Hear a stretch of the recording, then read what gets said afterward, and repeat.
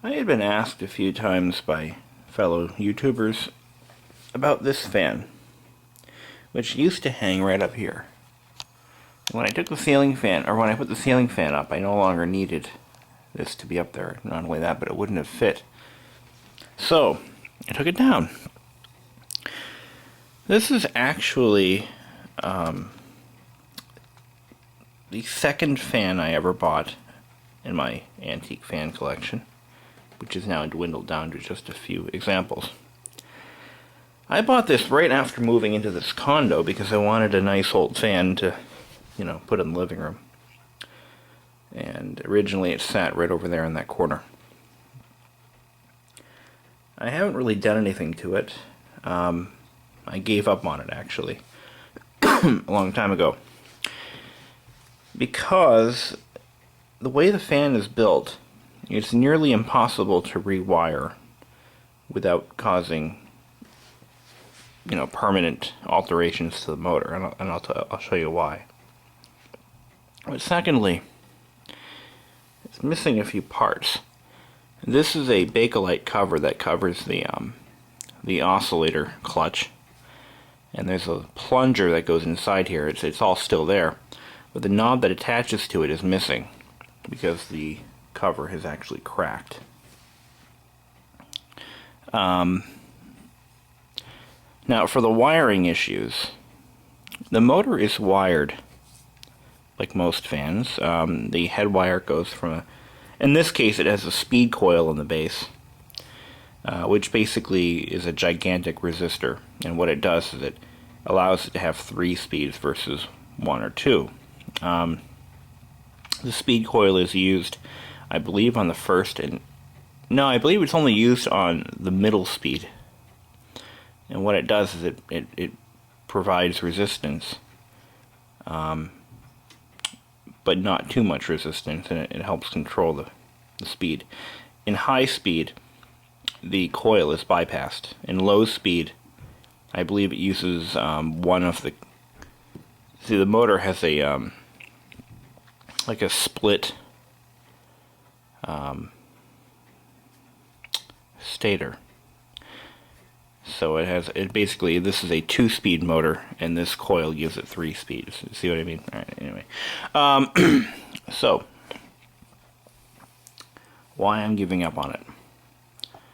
Well, it has 2 problems. I have to drill out these notches here. These are punches, actually. They're punched into the motor housing to hold the stator in place. And there's one there, too. So to get the stator out, to rewire it, you actually have to remove these punches by drilling them out, or cutting them out somehow. That's the only way to do it. You can take the motor apart by removing the front cover, but that only gives you access to removing the armature, not the armature, but the rotor. There we go. And again, I still don't have access to the back of the stator to rewire it. So there's that problem. Secondly, the bronze bushing in the front, and possibly even the rear, are worn out, and they need to be replaced. So I'd have to, number one, find a bushing that'll fit, or machine one, which I can't do either. And then I'd have to press them out, which I could do, and press new ones in. But I'm not going to do that.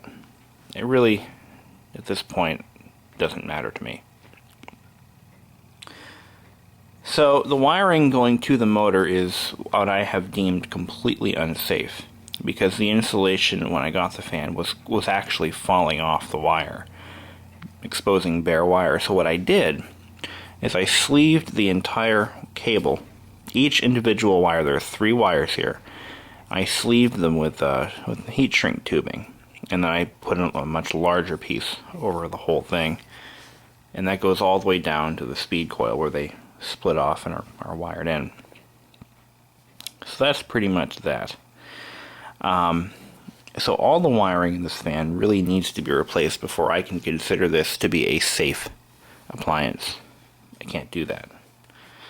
So Anyway, I really do like the design of this fan. I find it to be, you know, it's so ugly, it's beautiful. You know, this was an inexpensively built fan from about 1930, and it uses some pretty neat technology for its time period. For instance, these blades aren't metal or plastic; they're micarta. I don't know exactly what micarta is. It was a Westinghouse trademark, I believe, and they used these blades up until, or well into the 1940s on some models. They're lightweight, so the fan doesn't really spin down very well. They are quiet. They actually do reduce noise a little bit, because they absorb a lot of the buffeting. But, you know, it's one of those fans that I like it just the way it is. I don't use it, obviously. It is wired up so I can demonstrate it for this video. But I have essentially retired the whole thing. I'm not going to restore it. I'm going to leave it just the way it is. I like the way this had been painted before, and they did a really bad job. It looks like they did it with a brush. I see brush strokes here somewhere. But they just painted right over it. They didn't bother to sand it. They didn't bother to clean it. They just, you know, painted right over it, probably to sell it in a yard sale or something. I did buy this in an antique shop for 20 bucks. In 2008, I think is when I bought it. It was right after I moved here. And I was just out screwing around one day, and I decided to check out this antique shop to see what they might have. And it was one of those cooperative deals where they share space amongst like several dealers. And there she goes. Ah! Bam! Right into the gravel. Poor thing. Anyway, so for 20 bucks, I dragged this thing home, and it worked in the store. The cord was so frayed.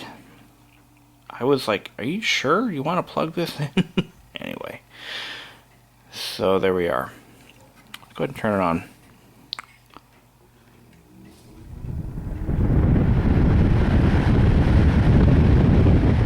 The oscillator actually does work. I have to, well, I basically re-grease the entire thing, and the grease is so thick that it doesn't matter whether it's engaged or disengaged. It kind of sort of engages on its own. But this is low, medium, and high. Now, before I plugged this in, I actually checked it with a multimeter to see if there are any shorts, because I hadn't used this fan in so long, and I had no idea what the state of the wiring was inside. So I took the base off, I visually checked everything, it all looked good. And then I checked the plug.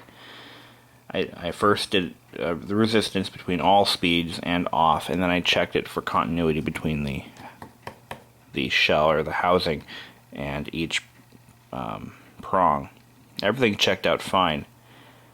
But if you have a fan like this or any appliance that you're not really sure of, there's a very simple way of protecting yourself and your property when plugging it in. It's called a short check lamp. You can make one yourself. And basically you wire a light bulb in series with the cord. So you take one leg off and you wire it into a light bulb and wire the other side back in. And what that does is if there is ever a short inside the appliance, the bulb will just burn brighter. It's just like a complete, it's like you were twisting the wires together on the other end. I mean, it basically eliminates the chance of you not only blowing a breaker but causing a fire. Or worse. I don't know what's worse than a fire. I don't actually have one of these. I'm going to make one, I swear to God. They're so easy to make. I can do it in 5 minutes.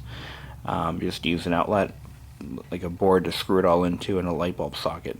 Done. And basically that would prevent any issues if there were actually a short in this fan. If you were to plug in an appliance that had actually shorted, you'll see sparks. The wire might get red hot and burn, and that'll be the end of it.